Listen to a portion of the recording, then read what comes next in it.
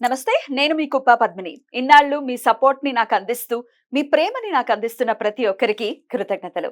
ఇప్పుడు చూడబోతున్న ఈ వీడియో కూడా ఖచ్చితంగా మీకు ఉపయోగపడుతుంది. లైక్, షేర్ అండ్ సబ్స్క్రైబ్ చేసి మీ ఇష్టాన్ని, అలాగే మీ సపోర్ట్‌ని నాకందించండి. అలాగే ఈ వీడియో పట్ల మీ అభిప్రాయాన్ని కామెంట్ సెక్షన్‌లో కామెంట్ చేసి నాకు తెలియజేయండి. నమస్తే. నమస్తే. Welcome to our channel. నేను పద్మిని. ప్రస్తుతం మనతో పాటు ప్రముఖ ఆధ్యాత్మికవేత్త, ఆస్ట్రో న్యూమరాలజిస్ట్, ఎనర్జీ వాస్తు స్పెషలిస్ట్, శ్రీ విద్య ఉపాసకురాలు శ్రీమతి జయప్రద గారు మనతో పాటు ఉన్నారు. మాట్లాడదాం. జయప్రద గారు నమస్కారం అండి. నమస్తే అమ్మ. శ్రీమాత్రే నమః. దేవి నవరాత్రిలోనే ఉన్నాం. మీకు దేవి నవరాత్రుల శుభాకాంక్షలు. మీకు కూడా శుభాకాంక్షలు అన్న. దసరా శుభాకాంక్షలు. ప్రేక్షకులకి దసరా శుభాకాంక్షలు. Thank you so very much. చాలా అద్భుతమైనటువంటి విషయాల్ని తెలియజేస్తూ ఉన్నారు మీరు. దేవీ నవరాత్రుల్ని పురస్కరించుకుని మనం ఆయా రోజుని బట్టి ఆ అమ్మవారి ఆరాధనని చాలా అద్భుతంగా వివరిస్తున్నారు. దాంతో పాటు ఆ అమ్మవారి ఆరాధనతో పాటు ఏ గ్రహశాంతి జరుగుతుంది అనేది కూడా చెప్తున్నారు. ఖచ్చితంగా ఇది శాస్త్ర వచనమే. ఎందుకంటే అటు దశమహావిద్యల్లో నుంచి మనం గనక చూసుకుంటే దశమహావిద్యల్ని కూడా చాలా విశేషంగా దేవీ నవరాత్రుల్లో చేసుకోవటం అనేది అందరికీ తెలిసినటువంటి విషయం. అంటే వాళ్ళ గురువుల నుంచి వస్తే గనక ఆ ఆరాధనని చేసుకుంటారు.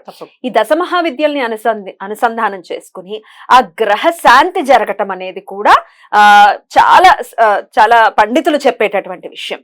సో దాన్నే మీరు కూడా చక్కగా చెప్తున్నారు. అయితే దశమహావిద్యల జోలికి వెళ్లకుండా సాత్విక రూపాల్ని పూజిస్తూ తద్వారా గ్రహ శాంతుల్ని ఎలా తెచ్చుకోవచ్చు అనేది చాలా అద్భుతంగా మాకు వివరిస్తున్నందుకు ప్రేక్షకుల తరపున కృతజ్ఞతలండి. భగవంతు ఇచ్చిన అవకాశం అన్న ఇది. ఎందుకంటే కలియుగంలో మనకి చెప్పింది ఏంటంటే మన అన్ని యుగాల్లోంచి చూసుకుంటూ వస్తే ఒక యుగంలో దేవతలు మానవులు ఒకేలాగా నడిచే యుగం. వాళ్ళకి కావాల్సిన విధాలుగా వెళ్ళాలంటే స్వర్గానికి నరకానికి నడుచుకు వెళ్ళే అంత స్తోమత స్థితి ఇచ్చారు మానవులకి. తర్వాత జపం తపస్సు చేస్తేనే కనిపించారు. ఆ తర్వాత వచ్చి అనుష్ఠానం పూజలు చేసి హోమాలు చేస్తేనే కనిపించారు. కానీ కలియుగం వచ్చినప్పటికి ఏమైందంటే నామాన్ని చేస్తే కూడా నేను పలుకుతాను అని చెప్పాడు ఆయన.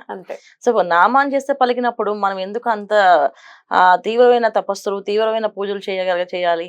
చేయగలిగిన స్తోమత ఉన్న వాళ్ళు, చేయగలిగిన శక్తి ఉన్న వాళ్ళు చక్కగా చేసుకోవచ్చు. ఒకవేళ చేయలేని వాళ్ళ పరిస్థితి ఏంటి అంటే చేయలేము అనే బాధ లేకుండా మనం ఇవాళ ప్రత్యామ్నాయం అంటే వాళ్ళు చేయలేము అని బాధపడకుండా ఒక రోజైనా మంచిగా నిష్ఠగా చేయండి. 9 రోజులు చేయాలని సంకల్పం ఉన్న వాళ్ళు చక్కగా చేసుకోవచ్చు. వాళ్ళ ఆచారం నియమాలు మన ఇంటి ఆచార ప్రకారంగా ప్రతిరోజు నిత్యం చేసే వాళ్ళు ఉన్నారు. 9 రోజులు మొత్తం ఉపవాసం ఉండి పాపం 10వ రోజు భోజనం చేసే వాళ్ళు కూడా ఉన్నారు. ఈ నవరాత్రులు చేసే మొత్తం అసలు తినరు.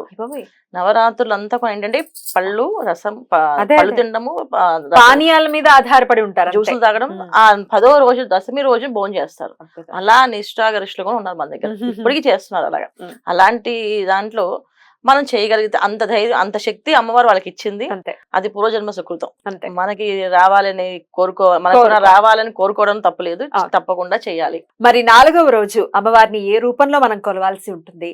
అమ్మవారిని ఏ రూపంలో కొలిస్తే గనక ఏ గ్రహ శాంతి అనేది జరుగుతుంది అనేది మీ ద్వారా? తప్పకుండా 4వ రోజున చండీ అమ్మవారి రూపం. సో చండీ అమ్మవారి రూపం, చండీని ఎందుకు కొలుస్తాము అంటే మనకున్న పీడలు ఏవైతే అంటే ఎటువంటి పీడలు ఉంటాయంటే ప్రారంధ కర్మల పీడలు. ఈ జన్మలో చేసుకునేవి కాదు ప్రారంధాలు, గత జన్మలో చేసుకునేవి. చాలా మందికి ఈ జన్మలో గర్భం నిలబడదు. గర్భంలో 1-2 నెలలకు పాపం వినాల్సి వస్తుంది. తర్వాత చాలా మంది పిల్లలకి వివాహం అయినా సంతాన భాగ్యం ఉండదు.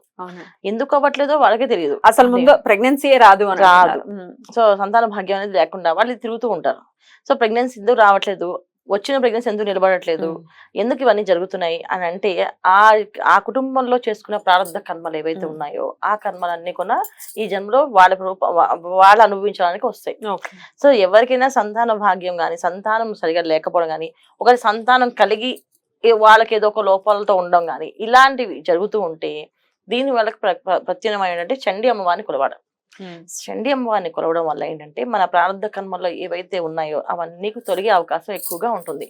సో చండీ అమ్మవారి రోజు పూజ చేయడం అనేది ఏంటంటే చాలా అదృష్టం ఉంటేనే చేస్తాం. జనరల్ గా ఆవిడ తొందరగా కనికరించదు, అనుగ్రహించదు. కలవు చండీ వినాయక అని అంటారు. చండీని ఖచ్చితంగా చెయ్యాలి. కాకపోతే ఏంటంటే ప్రసన్నం తొందరగా అవరా. గణపతి కొంచెం చాలా ఈజీ అందరూ అనుకుంటారు గణపతి దగ్గరికి వెళ్ళిపోతాం చేస్తామని. గణపతి చూడడం పూజ చేయడం అంతవరకే. ఆయన పలకడం ఆయన మాట్లాడడం అనేది జరగాలి అంటే ఆయన అనుగ్రహం కావాల్సిందే. అలాగే చండీ అమ్మవారిది కూడా అంతే. ఏంటంటే చాలా పిలవగానే పలుకుతారు. కలియుగంలో ప్రత్యక్ష దైవాలు వీళ్ళు అని చెప్పని పిలవగానే పలుకుతారు. కానీ మన ప్రారంధ కర్మలు ఉన్నప్పుడు ఆ కర్మని పక్కన తీసుకెళ్తుంది. చండి అమ్మవారి దగ్గరికి వెళ్దాం అనుకుని వేరే ఎవరో ఫోన్ చేసి ఇక్కడికి వెళ్దాం, ఈ టెంపుల్కి వెళ్దాం ఈసారి అంటే ఆ సరే వెళ్దాం. పూజ చేయాలనడానికి కూర్చోడానికైనా ఆవిడ అంత తొందరగా అనుగ్రహించదు. చండి హోమాలు చేయించుకోవడానికి కూడా అంత చాలా మంది అసలు అనుకుంటారు హోమం చేసేస్తున్నాం మేమనేసి, కానీ హోమం దగ్గర కూర్చున్నాక వాళ్ళ మనసు లగ్నం చేస్తాం అడగండి కోసం ఎవరు వాళ్ళు మనసాక్షి వేసుకుని చేపెట్టుకుంటే అసలు అక్కడ ఉండదు. ఎంతసేపు అవుతుంది? ఎందుకంటే 700 శ్లోకాలు మామూలు విషయం కాదు, 700 సమయం పడుతుంది. చాలా మంది కొంతమంది కళ్ళు మండుతూ ఉంటాయి, అబ్బాయి ఏంటి పొగ అని అనిపిస్తుంది తప్ప అమ్మవారు కనబడదు అక్కడ. ఎవరికి అమ్మవారు కనిపిస్తుందో అనేది అదృష్టం ఏంటంటే ఆవిడ ఎవరికి అనుగ్రహం ఇస్తుందో వాళ్ళకి అమ్మవారు కనిపిస్తుంది, వాళ్ళకి కళ్ళు మంటలు రావు, ఏమి రావు, వాళ్ళు అలా చూస్తూనే ఉంటారు, అమ్మవారి పూజ చేస్తుంటారు. ఇది అమ్మవారిది. అమ్మవారిని చండి అమ్మవారి అనుగ్రహం కావాలంటే ఖచ్చితంగా ఆవిడని నామంతోనే దగ్గర లాక్కోవాలి. ఆవిడ అమ్మ అమ్మ చండి అమ్మ చండి దాని అమ్మ అమ్మ అమ్మ అని ఆవిడని ప్రార్థన చేస్తూనే ఉంటేనే, ముందు రోజు నుంచి అనుకుంటేనే ఆ రోజు చేయగలుగుతాం. ఇది అమ్మవారి అనుగ్రహం. మరి ఏ గ్రహంతో రిలేట్ అయ్యి ఉంది అనుకోవచ్చు? కుజుడికి. కుజుడు. ఎందుకంటే చండి అమ్మవారు 9 అక్షరాల మంత్రం ఇది. తర్వాత చండి అమ్మవారిని అందరూ ఏంటంటే రాహుగా అనుకుంటారు, రాహుగా కొలుస్తాం. కాకపోతే ఏంటంటే కుజుడికి ఎక్కువ, ఎందుకంటే ప్రారంధ కర్మను తొలగించే భాగ్యాన్ని అదృష్టాన్ని ఆవిడే ఇస్తుంది. సో ఆవిడకి ఎక్కువ ప్రాధాన్యత, అందుకే చండీ హోమాలు ఎక్కువ చేస్తుంటారు అందరూ. చండీ హోమాలు ఎందుకు, మీకు సంతాన భాగ్యం లేదా సరే చండీ హోమం చేయించండి, అదే అమ్మవారి అనుగ్రహం కలుగుతుంది. ఏదైనా కెరీర్ లో సెటిల్ అవ్వలేదా సరే చండీ హోమం చేయించండి. మాకు భూమి వివాదాల్లో ఉందండి, ఈ భూమి మా దగ్గర రావట్లేదు, మేము కొనుక్కోవాలనుకుంటున్నాం, అమ్మాలనుకుంటున్నాం, అమ్మలేకపోతున్నాం అనుకుంటే చండీ హోమం చేయించండి ఆ దాంట్లో అంటారు. ఏదైనా ఇల్లు ఒక పెద్ద కన్స్ట్రక్షన్స్ ప్రకారంగా ఒక బిల్డింగ్స్ లో టవర్స్ వేస్తాను అనుకోండి, ఆ టవర్స్ కి ముందు ఫస్ట్ చేసేది ఏంటి చండీ హోమం. చండీ హోమం చేసి శాంతి చేసి అప్పుడు వాళ్ళు అక్కడ శంకుస్థాపన చేసి టవర్స్ వేస్తారు. అంటే ఆ బిల్డింగ్ లో మొత్తం ఫ్లాట్స్ అన్ని సేల్ అయిపోవాలంటే ముందు చండీ అమ్మవారి అనుగ్రహం కావాలని చెప్పి చండీ అమ్మవారి హోమం చేస్తారు. సో ఎందుకంటే అంత పవర్ఫుల్ అట. సో కుజుడు ఒక అనుగ్రహం ఉంటే మనకి ఇల్లు స్థలాలు భూములు నిలబడతాయి, సంతాన భాగ్యం ఉంటుంది. ఎందుకంటే అనుభవించే వాళ్ళు ఉండాలి కదా, వంశధారకులు ఉండాలి కదా. సో చాలా మందికి ఏంటంటే పిల్లలు ఉంటారు కానీ ఆస్తులు ఉండవు. సో ఆస్తులు లేని వాళ్ళు, ఆస్తులు గొడవలో ఉన్నవాళ్ళు, ఆస్తులు కోర్టులో ఉండి అవి మాకు రావట్లేదు అనుకునే వాళ్ళు, సంతానం కావాలన్న వాళ్ళు ఈ చండీ అమ్మవారిని కొలవడం వల్ల వీళ్ళకి ఆ యోగం అవి అనుకూలంగా ప్రాప్తిస్తాయి. సో అంటే ఏంటి అంటే ఎవరికైనా జాతకంలో కుజుడు ఒక బలంగా ఉండి కుజుడు బలంగా లేకపోయినా, కుజుడు బలంగా ఉంటే ఒక ఇబ్బంది, బలంగా లేకపోతే ఒకే ఇబ్బంది. జాతకంలో బలంగా ఉంటే బలంగా ఉంటే వీళ్ళు ఎవరితో మాట వినరు, అగ్రెసివ్ గా ఉంటారు, వీళ్ళ మాటే వినాలి మనం, వాళ్ళు చెప్పిందే చెయ్యాలి. బలంగా లేకపోతే వాళ్ళకి ఇబ్బందులు అంటే మాంగళ్య దోషాలు గాని, సౌభాగ్య దోషాలు గాని, సంతానం నిలబడపోవడం కానీ ఇవన్నీ కూడా అదే బ్యాలెన్స్ గా ఉండాలి. సో జాతకంలో బ్యాలెన్స్ గా ఉండాలంటే కుజుడిని ఎప్పుడు కూడా ఒక మంచి శుభగ్రహం చూస్తూ ఉండాలి, అప్పుడు బ్యాలెన్స్ గా ఉంటుంది. అంటే కుజుడిని గురువు చూస్తున్నారు అనుకోండి, వాళ్ళు బ్యాలెన్స్ గా ఉంటారు, ఎక్కడ ఏం మాట్లాడాలో ఎంతవరకు మాట్లాడాలో తెలుస్తుంది వాళ్ళకి, లేకపోతే తెలియదు. అలాగా అదే కుజుడు శని భగవాన్ చూసాను అనుకోండి, ఇక చెప్పకలే, వాళ్ళ పరిస్థితి వేరే ఉంటుంది.